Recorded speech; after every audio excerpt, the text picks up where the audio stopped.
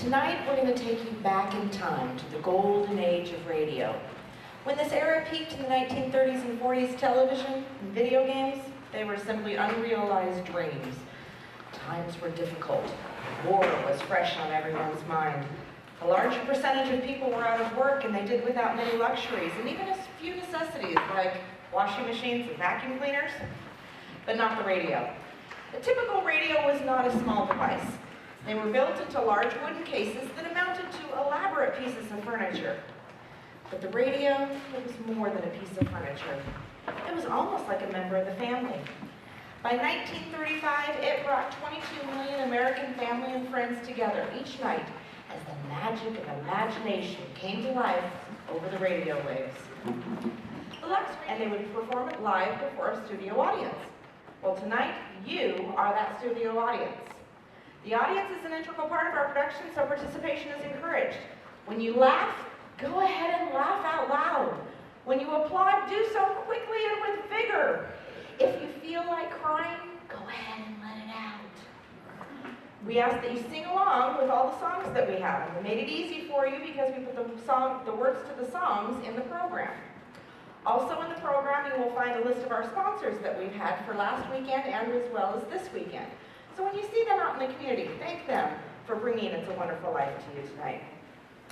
So I want you to sit back, relax, close your eyes if you want. Don't forget to turn off your cell phone because that's a modern device they didn't have in the golden age of radio.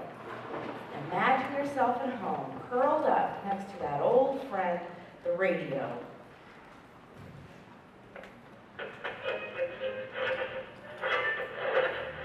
Everybody swing, swing, beat jump, swing on down to get you some. Swing the pace, the last hold on, swing the beat jump, come along. You can't beat beat jump for quality and refreshment. So swing the beat jump.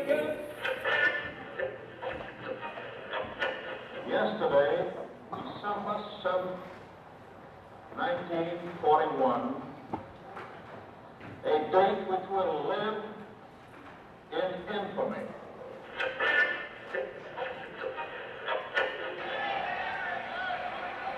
With pinch batter Frank Keller at bat, Robinson dashes to the plate.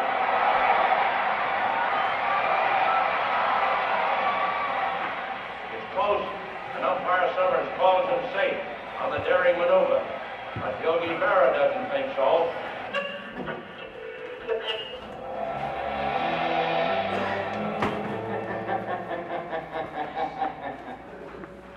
Who knows what goes back in the heart of man?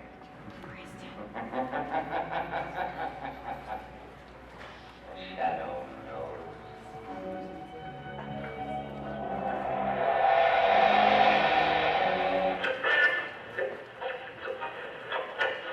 All right, Costello, come here. You're all excited.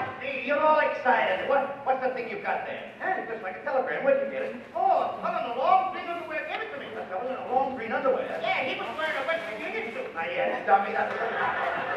That was the messenger boy. And that's a telegram. What does it say? It don't say nothing, Abbott. I can't see a thing.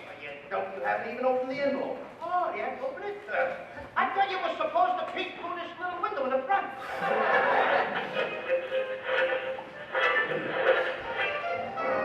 Now I'll take you to the KBFR radio studio, where you will watch and listen to It's a Wonderful Life.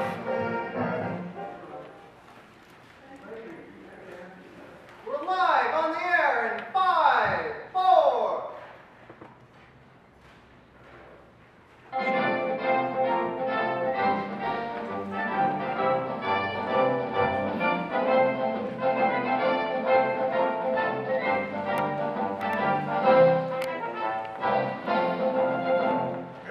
Ladies and gentlemen, this is Walter Wilson at KBFR, the first name in news, bringing you this year's national and international news roundup. But first, veterans, do you know how to make a GI loan? There's an expert on GI loans at the community chest at the Veterans Information Center at City Hall. Whether you plan on making a GI loan now or later, this expert will gladly explain in detail how you can make such loans. He is available at the Information Center at City Hall during the week and until noon on Saturdays. And now for the news.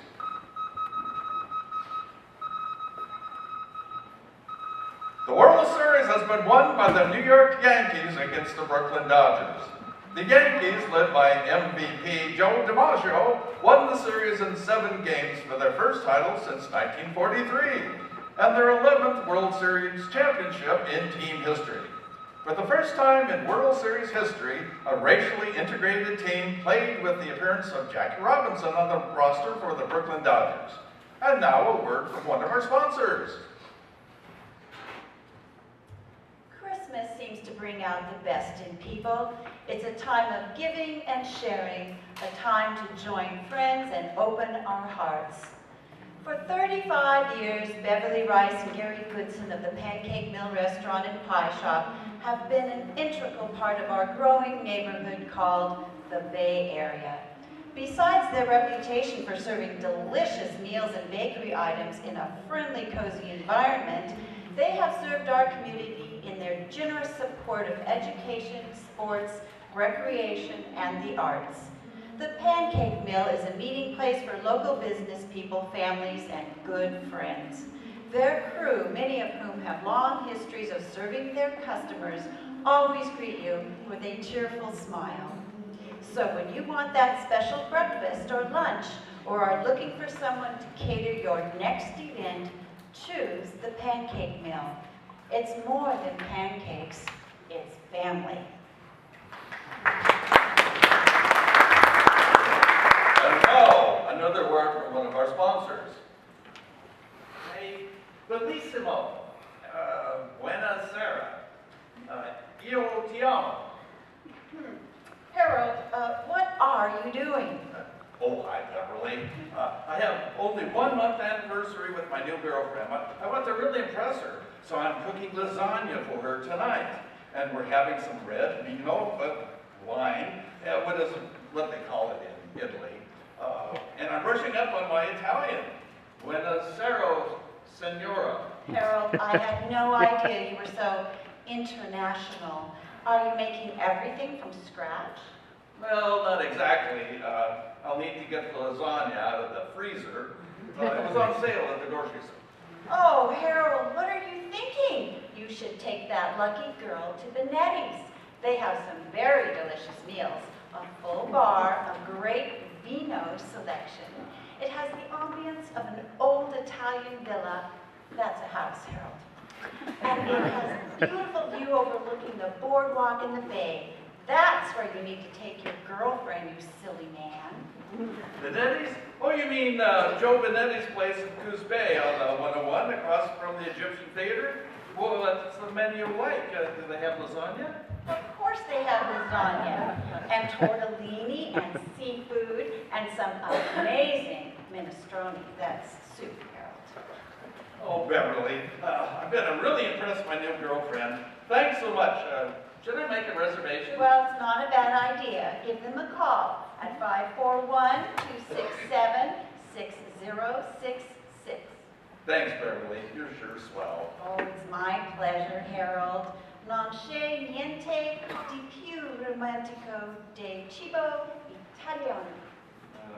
That sounds Italian, Beverly. What's it mean? It means there's nothing more romantic than Italian food.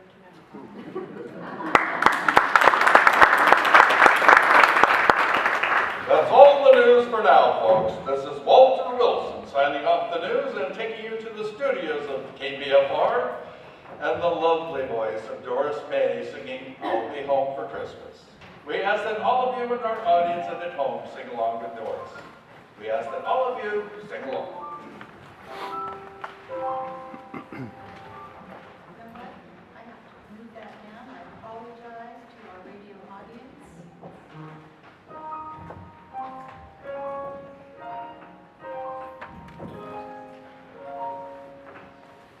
Coming home for Christmas. You can count on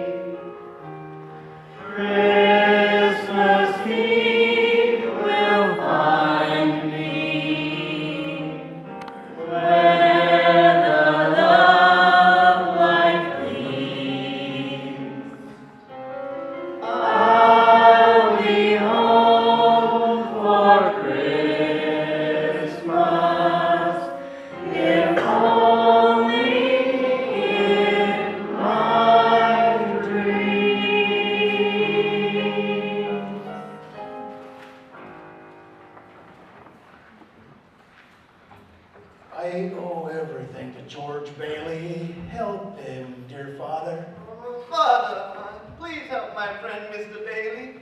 If it weren't for him, I wouldn't have this roof over my head. I wouldn't have a decent place for my family to live. Help him, please. Please help my son George tonight. He's always been there for his family, and Everyone depends on my big brother. Reach out to him, God. Let him know he can depend on you. Well, you know, he never really thinks about himself, God. That's why he's always in trouble. George is a good guy. Please help him, God. Please. God, I love George. If you can hear me, watch over him tonight, please. Please, God, something's the matter with Daddy. Please bring Daddy back. You asked to speak to me, ma'am? How can I help? Well, Clarence, there's a very discouraged man down there. His name is George Bailey. At exactly 10:45 p.m. Earth time, he'll be thinking seriously of throwing away God's greatest gift. Oh my goodness, oh my, his greatest gift. Yes, ma'am. Now, I want you to stop him if you can.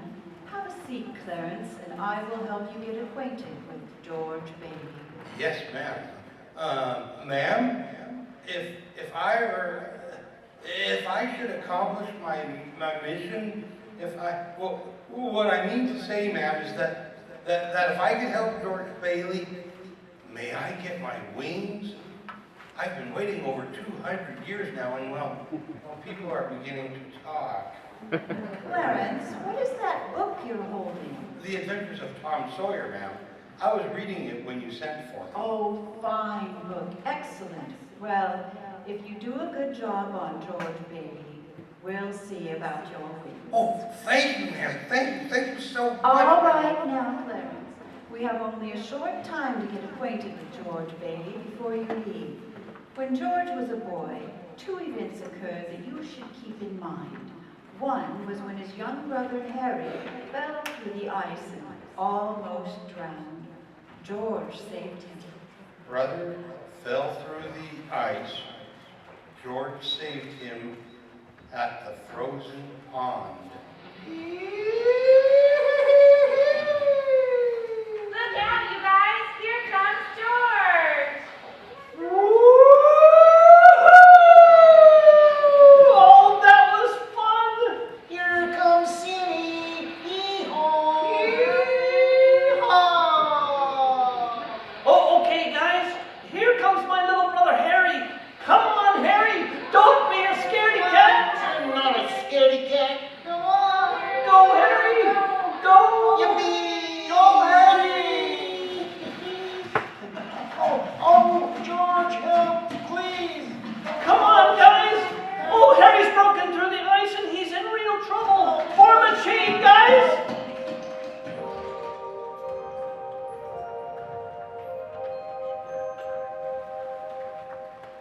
George saved Harry's life that day, but ever since then, George has had a bad ear. He lost his hearing in that ear. All that icy water, you understand. Bad ear. Yes, ma'am. The other event came a few months later. George used to work after school in old man Gower's drugstore. One day, Gower received a telegram informing him that his only son died of influenza. It was a terrible shock, and poor Mr. Gower tried to lose his grief in whiskey. When George arrived at the drugstore, he saw a telegram on the cash register. Where have you been, George? You're late. Yes, sir. Who's that young girl there at the soda fountain? Well, that's Mary. She loves George. Hello, George. Hiya, Mary. May I have a scoop of chocolate ice cream, please? You sure may. Coconut? No, I don't like coconut. What? You don't like coconut? What's that? In your back pocket, George? It's a copy of the National Geographic magazine. I've been nominated for the National Geographic Society. I'm going to explore all the places in here and more. Why, I'm going to visit the Sahara Desert and and South America, and maybe go to the North Pole, too. I'm gonna have a harem, see? Maybe two. George? Oh, I gotta go, Mary. Goodbye, George. Goodbye, Mary. Oh, George! I'm gonna love him till the day I die. Oh, here, let me help you pick up those pills off the floor, Mr. Gower. Now take these pills to Miss Blaine's. Her daughter is very sick. Now get going. Hello? Oh, why, yes, Miss Blaine. It's on the way.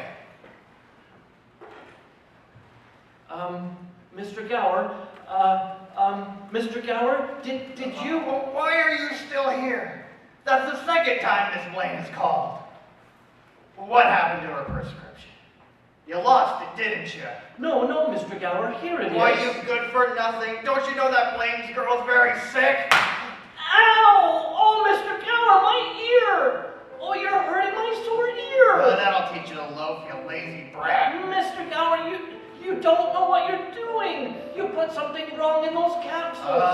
Shut up. I know you feel bad, but look, Mr. Gower, look. This bottle that you used, the bottle to make up the capsules, it's poison. Poison? Oh, don't hurt my sore ear again, Mr. Gower. Poison?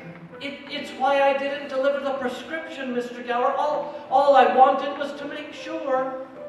George, I'm so sorry, George. I'm so sorry. There's another person who is very important in George Bailey's life, a man by the name of Mr. Potter, a bitter man with more money than anyone else in town. Someone else to remember. Potter. Nothing to worry about, Clarence. Once you have met or seen Mr. Potter, you will never forget him. Oh, I see. Oh, welcome to the Bailey Building and Loan, young Mr. Bailey. Oh, whoa, where do you think you're going? Hiya, Uncle Billy. I'm going to see Pop. No, that just won't do. There's quite a storm brewing up there, and why don't you talk to your father tonight at supper? Billy, telephone, bank examiner.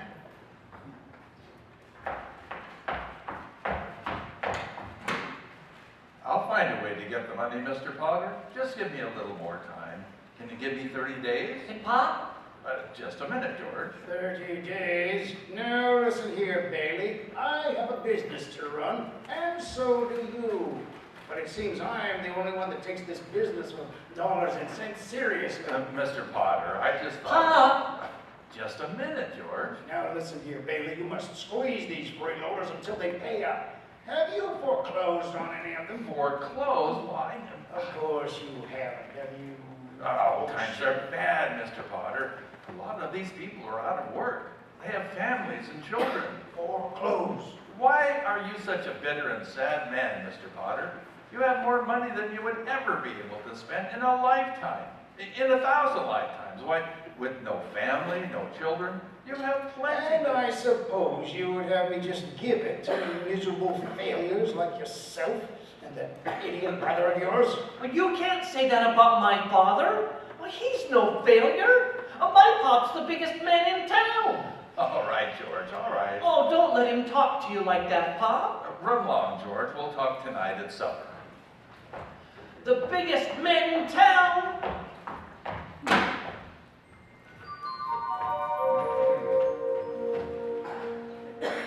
Did he ever tell anyone about those pills? Not a soul. Well, whatever happened to that girl, Mary? Did George ever become an explorer? Did he go to the North Pole? Well, we're getting there. When George grew up, he wanted to go to college, but there just wasn't the money, so he worked for his pop for 4 years in the Building and Loan Association. Building and Loan Association. Yes, ma'am. Yes, ma'am. Building and Loan. 4 years. Yes, George's father was in the building and loan business with George's Uncle Billy. High ideals and low bank account. George worked for his father and saved enough to see him through the university. That summer, though, he was going to Europe. Got a job on a cattle boat. Do a little traveling before college. Boy, oh boy, oh boy, oh boy, it's hard to believe it's my last night at the Bailey boarding house. Well, we're sure going to miss you, George. Aw, I'm gonna miss you too, Pop. Hey, what's the matter? You look tired. Oh, I had another tussle with old Henry Potter today. Oh, I thought when you put him on the board of directors, he'd ease up a bit. So did I. I just can't understand a man like that, Mr. Potter. He can't begin to spend all the money he has. I guess Potter owns about everything he wants in Bedford Falls, except our savings and loan. That's why he hates us. Hey, George, can I borrow your tuxedo studs? Yeah, help yourself, Harry. Well, where are they? In your suitcase? No, I'm not taking a tuxedo on a cattle boat, you know. Say, where'd you get that suitcase anyway? Oh, Mr. Gower, a going away present. And one of these days, you're going to see that bag all covered with travel labels. Italy and Baghdad and Samarkand. Gonna have a pretty full summer, huh? I'm going to have a pretty full life. Hey, why don't you come to the dance tonight? What? And be bored to death? Well, you couldn't want a better death. Lots of pretty girls. Hey, I gotta hurry. I wish we could send Harry to college with you, George. Oh, we've got that all figured out now, Pop. He'll take over my job at the building and loan, work 4 years like I did, then he'll go. He's pretty young for that job. Oh, well, no younger than I was. If you were born older, George. Huh? George, when you get out of college, I don't suppose you'd come back to the building loan? Oh, no. Now, Pop, I just couldn't. I couldn't face being cooped up the rest of my life in a shabby little office. I'm sorry, Pop. Now, I didn't mean that. But it's just this business of nickels and dimes. I go crazy. I want to do something big, something important.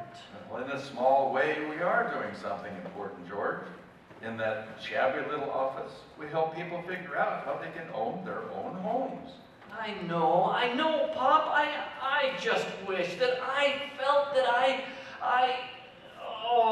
but I feel if I didn't get away, I'd bust. You're right, son. You get yourself an education, then get out of here.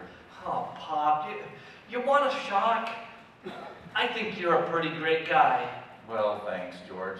I'm glad to hear it. Look, why don't you go on over to Harry's dance? You'll have a good time. Well, I don't know.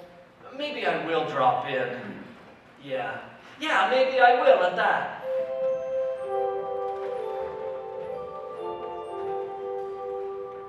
So George Bailey went to a dance. Is that important, Josephine? Why, yes. It was at the dance he noticed Mary Hatch. Oh. And 3 hours later, he was walking her home. George and Mary were feeling pretty good, Clarence. As a matter of fact, wonderful. Buffalo gals, won't you come out tonight? Come out tonight, come out tonight. Buffalo gals, won't you come out tonight and dance by the light of the moon? Hot dog! Beautiful. Oh boy, just like an organ. At least. You know, I told Harry I'd be bored to death tonight, but you know what? I had a swell time, Mary. You sure look wonderful. Gee whiz. Hey, you know something? If it wasn't me talking, I'd say you were the prettiest girl in town. Well, why don't you say it? I don't know. Maybe I will say it. Hey, how old are you anyway? 18. 18? Why, it was only last year you were 17. Too young or too old? Oh, no, that's just right. Well, it sort of fits you. Hey, look where we are. I'm gonna throw a rock at the old Granville house. Oh, no, don't. I love that old house. No, you see, you make a wish and you try to break a window. Oh, no, George. I love that old house. Well, don't you know about deserted houses? You make a wish, and then you try to break some glass. You've got to be a pretty good shot nowadays, too. Oh, George, but it's such a lovely old place, full of romance. I wish I lived there. In that old place? Uh-huh. Oh, I wouldn't live in it as a ghost. Oh, now wait. Hold on, watch this. Here we go. Oh, what'd you wish, George? Oh, I don't know. Not just one wish, a whole hat full of them, Mary. I'm shaking the dust of this crummy little town off my feet, and I'm going to see the world. Italy, and Greece, and the Parthenon, and North Bend, Oregon, and the Colosseum. And then I'm coming back here and going to college and see what they know. And then I'm going to build things. I'm going to build airfields and skyscrapers 100 stories high and bridges a mile long. And then I'm gonna, hey Mary, what is it you want? What do you want, huh? You want the moon? All you gotta do is say the word and are you gonna throw?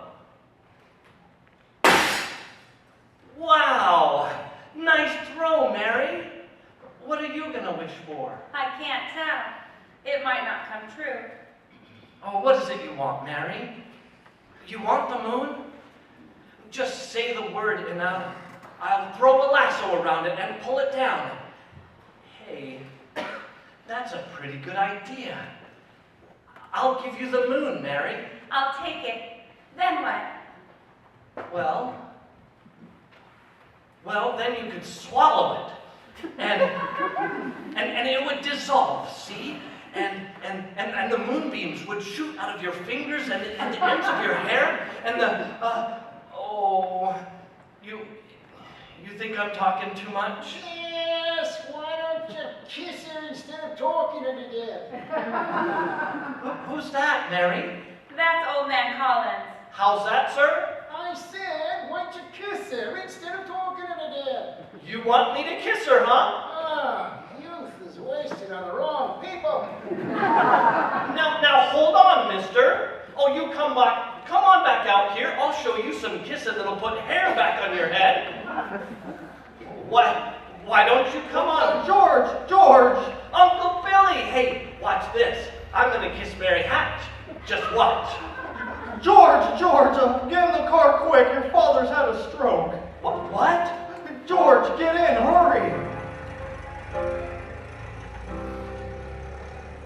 Well, George's father died that night, Clarence. So, of course, George couldn't go to Europe. But that fall, just as he was ready to leave for college, the directors of the building and loan had a meeting. They were going to appoint a successor to Mr. Bailey.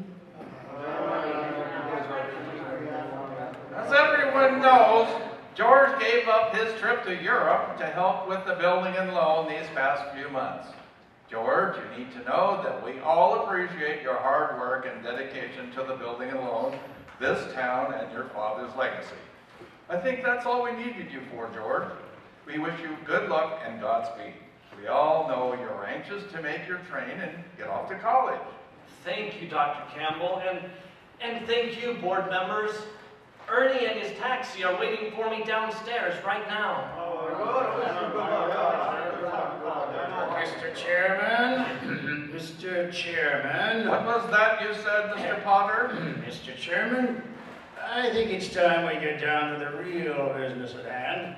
I'm sure you would all agree that this town no longer needs this building and loan, and so I make a motion that we dissolve it and turn its assets and liabilities over to the receiver. Oh, Mr. Chairman, it is too soon after Peter Bailey's death to close the building and loan. It's been 3 months since Bailey died. I second Mr. Potter's motion. Oh, now, wait a minute. George, did you hear what Potter said? No, you wait a minute. Peter Bailey was not a businessman. I mean no disrespect to him, God rest his soul. He was a man of high ideals, but high ideals without common sense can ruin this town. Now, you take this loan here to Ernie Bishop. You know, that fella that sits around all day on his brains and his taxes. I happen to know the bank turned down this loan, but he comes here, and we're building him a house worth $5,000. And why? What do we get? Discontented, lazy rabble instead of a thrifty working class. And all because a few starry-eyed dreamers like Peter Bailey stir them up and fill their heads with a lot of impossible ideas. Now just hold on a second. Why my father ever started this cheap penny-ante building and loan, I'll never know. But neither you or anyone else can say anything about his character. Why, in the 25 years he ran this building and loan, he never once thought of himself. Oh, you got that right, George. He didn't even save enough money to send Harry to school, let alone me. But he did help a few people get out of your slums, Mr. Potter. And what's wrong with that? You're all businessmen here. Doesn't it make them all better citizens? Doesn't it make them better customers? What did you say just a minute ago? That they would have to wait and save their money before they even thought of a decent home? Wait? Wait for what? Until their children grow up and leave them? Until they're too old to enjoy it? Do you have any idea how long it takes for a working man to save enough money to buy a house? Oh, but just remember this, Mr. Potter, this rabble you're talking about, they do most of the working and paying and living and dying in this community. Well, is it too much to have them work and pay and live and die in a couple of decent rooms and a bath? Anyway, my father didn't think so. People were human beings to him, but to you, a warped, frustrated old man, they're cattle. Well, in my book, Mr. Potter, he died a much richer man than you'll ever be. I'm not interested in what you have to say, George. You're on your way to college. We're talking about the building and loan here. No, you're talking about something that you can't get your fingers on, and it's galling. That's what you're talking about. Well, this town needs this measly one-horse institution, if only to have some place where people can borrow a few dollars without crawling to you. Oh, come on, Uncle Billy. Sentimental hogwash. Oh, what's happening, George? All I heard was a lot of yelling. Oh boy, oh boy, oh boy. You should have heard George. He really told Potter where to get off. Oh, they're in there. They're voting us out of business after all these years. Oh, easy come, easy go. Well, who cares? I can get another job. I'm only 55. 56. Will you get out of here, George? You missed your boat trip. Do you want to miss college, too? Oh, I wonder what's going on in there. George, we just voted Potter down. They want to keep it going. Whoopee, we're still in business. We're still in business. But there's one condition, George. Only one condition. Oh, what do those old buzzards want? They've appointed George here as executive secretary to take his father's place. Appointed me? But I'm going to college. Look, this is my last chance. Uncle Billy's your man. George, you've got to take it. They'll vote with Potter otherwise. They said so. You see this brochure, Uncle Billy? They need men looking for adventure who are willing to work hard. I've got it all figured out. I'm going to Venezuela, see? Or maybe the Yukon. Oh, I'll figure it out when I get there. Hey, there's Harry's train now. Oh, and there he is, Professor Bailey. Well, if it isn't my big brother George. What? No husky dogs? No sled? Where's your National Geographic? Uncle Billy, you haven't changed a bit. Does anything ever change around here? Boy, oh boy, am I glad to see you. Come on, let's get going. Hey, guys, where's Mother? Oh, she's at home cooking a meal that you're not gonna believe. Let's get going so we can eat. No, hold on, wait a minute. I have someone I want you to meet.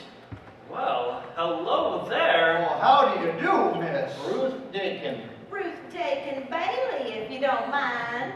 Well, I'll be. I wired you I had a surprise, and here she is. Meet the wife. Oh, well, what do you know? Wife, huh? Well, how do you do? Congratulations, congratulations. So, this is George. Let me look at you. George, that's all Harry ever talks about. Say, what's a pretty girl like you marrying this scoundrel of a brother of mine? It's all business. My father offered him a job in the glass factory in Buffalo. He's going to get Harry started in the research business. Oh, well, he's got you and a job. Wonderful. Is it a good job? Oh, yes. Not much money in it at first, but it has a great future. Harry's a genius in research. My father fell in love with him. And you did too. Oh, Ruth, let me escort you to the car and let the guys get the luggage. Listen, George. Ruth spoke out of turn. I know I have responsibilities at the building and loan. I'm not going to leave you holding the bag here. I won't let you down, George. Hold on, I almost forgot the bags. I'll be right back.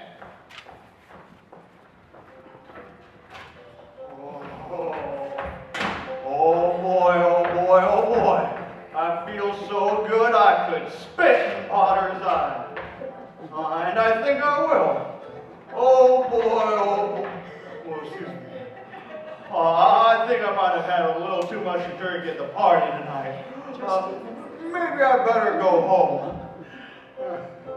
Oh, where's my hat? Hey, guys, has anybody seen Uncle Billy's hat? I haven't seen it. Have you, George? It's on your head, Uncle Billy. This is a great party, everyone. I'm glad you got to meet Ruthie. I just met y'all, and I feel like I'm part of the family. Thanks for coming. It was swell. Oh, dearie, you are part of the family. She's such a sweet girl.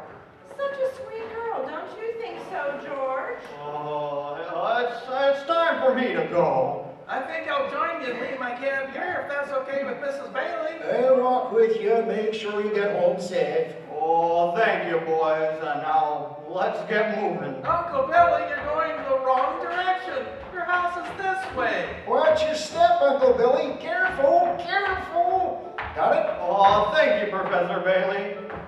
Good night, all. Wild Irish Rose.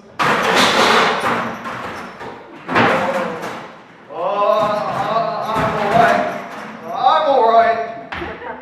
The sweetest flower that grows. Do you think they'll be okay? Nah, they've been friends for years. They've helped each other get home lots of times before.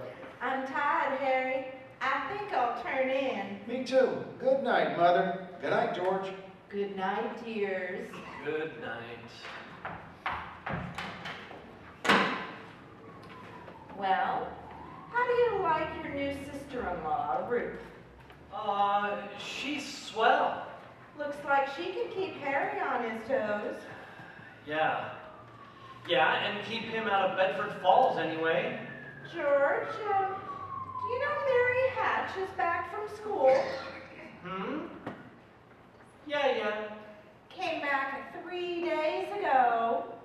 Mm-hmm. Nice girl, Mary. Mm-hmm. The kind of girl that helps you find the answers, George. Mm-hmm. Oh, stop grunting. Well? Give me one good reason why you shouldn't call on Mary. Well, Sam Wainwright. Sam's crazy about Mary. Well, she's not crazy about him. Well, now, how do you know that? Did she discuss it with you? How can you tell? Well, I have eyes, haven't I? Why, she lights up the room whenever you're around. Besides, Sam's away in New York, and You're here in Bedford Falls. Oh, and all's fair in love and war, huh? Uh-huh. I see.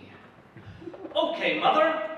I think I'll go out and find that girl and do a little passionate necking. Oh, George. Now, if you'll just point me in the right direction. Good evening, Mrs. Bailey. George, you go and see Mary now, do you hear?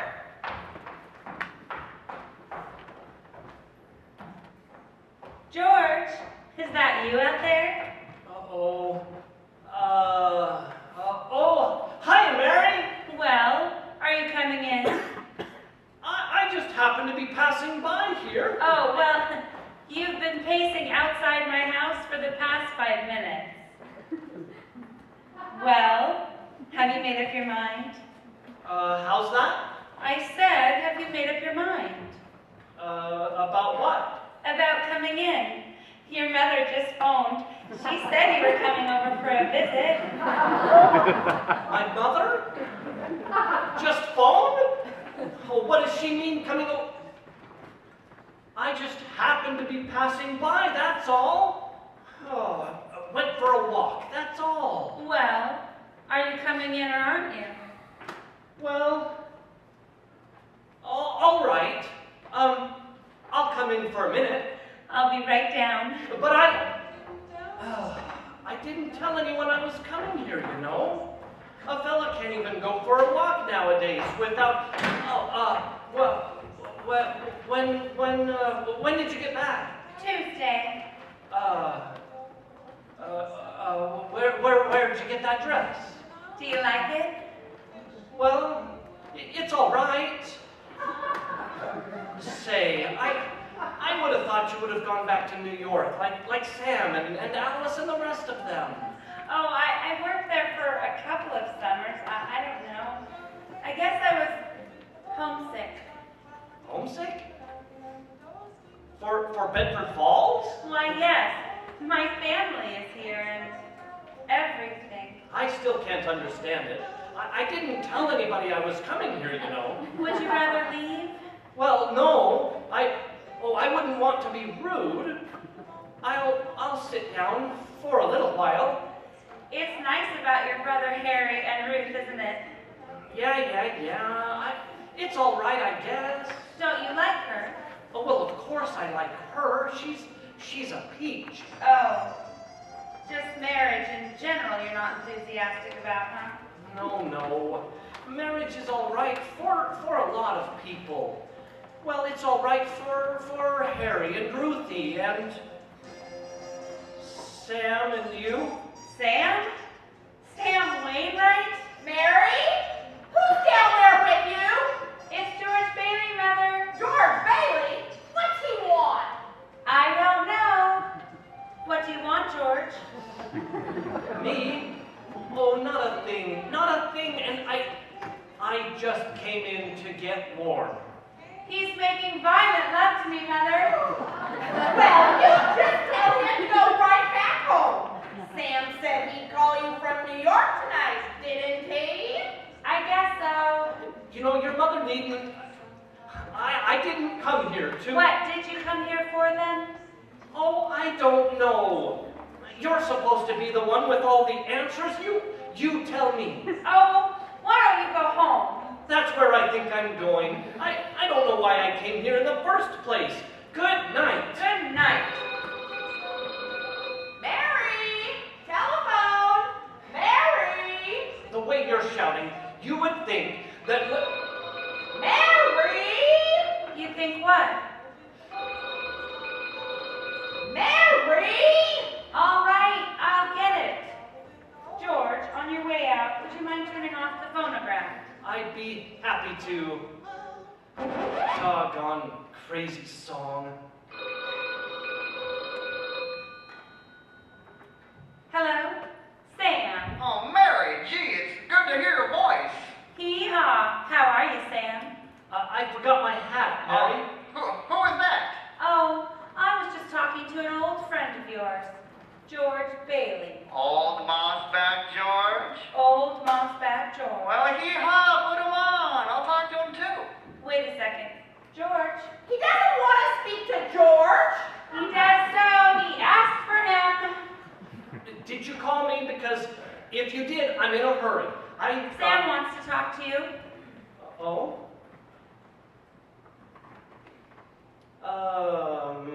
Hiya, Sam. Hey, fine fella you are, trying to steal my girl. What? What do you mean? Nobody's trying to steal anybody's girl. Oh, here, Mary, you take the phone. No. Wait, George. I want to speak to you both. Tell Mary to get up on the extension upstairs. He says for you to get on the extension upstairs. I can't. Mother's on the extension. I am not. We can both hear, George. Just put your head a little closer. What? There. That's better. We're listening, Sam. Well, I have a big deal coming up that's going to make us all rich. George, you remember that time in Martini's bar you told me about making plastics out of soybeans?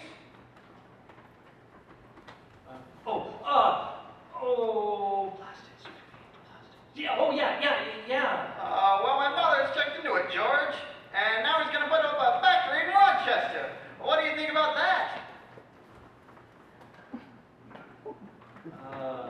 Factory, And it gets better, George. I want you on the ground floor to help me run the factory. It's going to be great working with you, George. Unless you're still married to that broken down building and loan. Oh, Mary? I'm still here. Oh, you tell that guy I'm giving him the chance of a lifetime, you hear? He says it's the chance of a lifetime. Well, why don't you build your factory here? Sam, you know you could get the building and the workers for a song right here in Bedford Falls. It's too late, George. We've already broken ground. What do you say, pal? Want to join me? Oh, I'm sorry, Sam. I can't abandon the building alone right now. Well, you think about that, George. Yeehaw!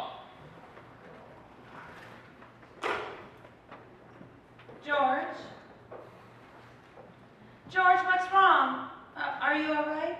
Now listen to me, Mary. I don't want any plastics, and I don't want any job, and I don't want to get married, ever, to anyone. Can you understand that? I want to do what I want to do, and you're... Oh, no, Mary. George. Oh, Mary, darling, I love you, Mary. Well. So George Bailey and Mary Hatch were... Yes, George and Mary were married.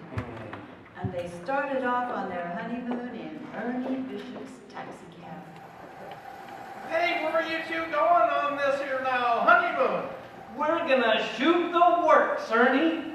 A whole week in New York, a whole week in Bermuda, the highest hotel, the oldest champagne, the hottest music, and the prettiest wife.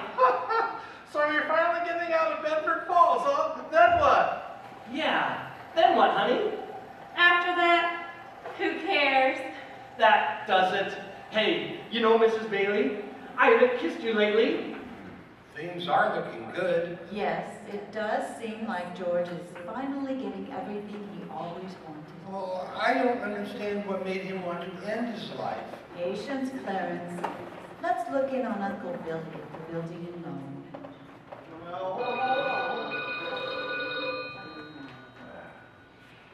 Hi, here. You doing okay, Billy? That mob looks pretty dangerous out there. Well, thanks for the concern, Potter. We're doing just fine.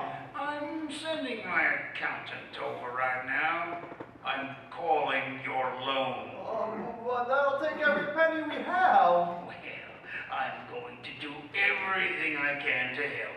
What I'm offering is that if you close right now and send your people to me, I will guarantee their loans at 50 cents on the dollar. Oh boy, I don't know about that. Well, then you better lock your doors and close for the day.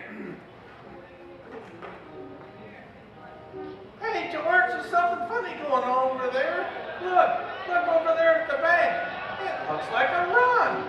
Oh, pull over a minute, will you, Ernie? George, let's not stop, please. Let's go straight to the station. Well, we better see what it is. Now, just a minute. I'll be right back. George, please! George!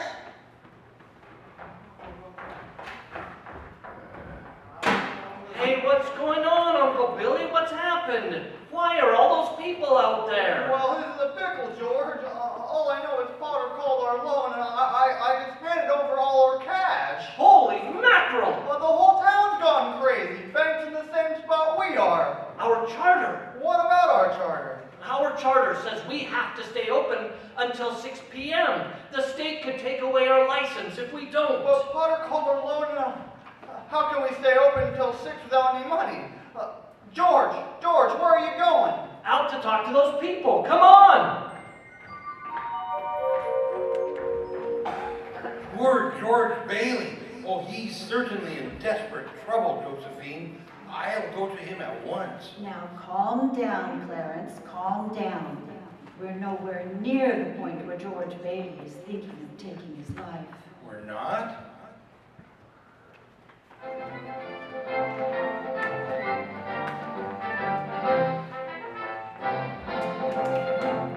All right, everyone, we're off the air. We'll have a 15-minute station break. Have some cookies and some eggnog, and be back in a hard 15. And don't be late.